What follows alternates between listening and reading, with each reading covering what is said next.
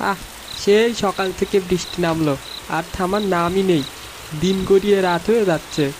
সারাদিন ঘরে এমনটি কইরা বইসা থাকতে কি ভালো লাগে? যাই, একবার রাজুর দোকানে গিয়ে দেখি কেউ আছে নাকি। এত বৃষ্টি হয়েছে সারাদিন, খাল বিল পর্যন্ত নদী হয়ে গেছে। রাজুর দোকানে আবার ওই নদীর পথ ধরে যেতে হয়। শুনেছি নদীর পাশের কুয়োতে এক মেয়ে নাকি ঝাঁপ দিয়ে মারা গেছিল অনেক বছর আগে। তারপর থেকে মানুষ এই রাস্তায় দিনের বেলায় চলাচল করতে ভয় পায়। আমি তাড়াতাড়ি পা চালিয়ে হাঁটলাম। আমাকে একটু জল দাও, মনে আমার হলো অনেক পিপাসা লেগেছে। কুয়োর ভেতর থেকে কেউ আমাকে ডাকলো। হয়তো এটা আমার মনের ভুল। দোকানে আগে থেকেই আমার বন্ধু ফয়সাল আর রাকিবকে দেখলাম। এবার ভয় কিছুটা কমলো। যাই, ওদের সাথে বসে গল্প করি।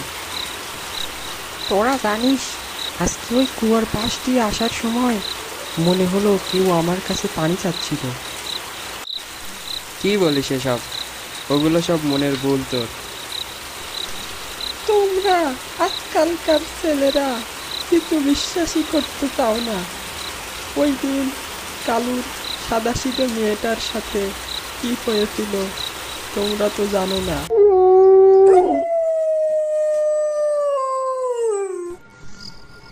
অনেক বছর আগে নদীর ধারে ওই কুয়োর পাশে কালু আর তার ছোট্ট মা মরা মেয়ে জ্যোৎস্না থাকতো।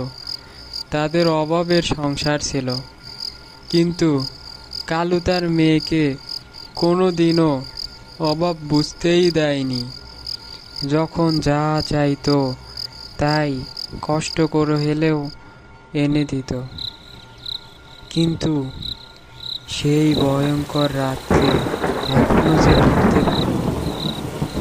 সেদিন অনেক বৃষ্টি ছিল, রাস্তাঘাট ডুবে গেছিল সব। এত বৃষ্টি যে রাস্তাঘাটের উপরে পানি চলে এসেছিল। কালু আমার দোকানেই কাজ করত। সেদিন রাতে বৃষ্টির জন্য কালু বাড়িতে যেতে পারল না। ওদিকে কালুর মেয়েটা একা একাই বাড়িতে ছিল। তার অনেক ক্ষুধা আর পিপাসায় কাতরাচ্ছিল। সে পানির পিপাসা সহ্য করতে না পেরে কুয়ার কাছে চলে যায়, আর পানি তুলতে গিয়ে তার পা পিছলে কুয়ার মাঝে পড়ে যায়। সেদিন তার কান্না আর চিৎকারের আওয়াজ কেউই যেন শুনতে পায়নি। কেউ তাকে বাঁচাতে আসেনি। তাই এখনো তার আত্মা ওই কুয়ার মাঝেই আটকে আছে। এখনো যেদিন বৃষ্টি পড়ে, জ্যোৎস্না সবার কাছেই সেই জন্য পানি চায়।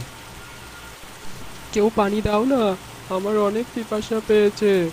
কেউ আমাকে বাঁচাও না।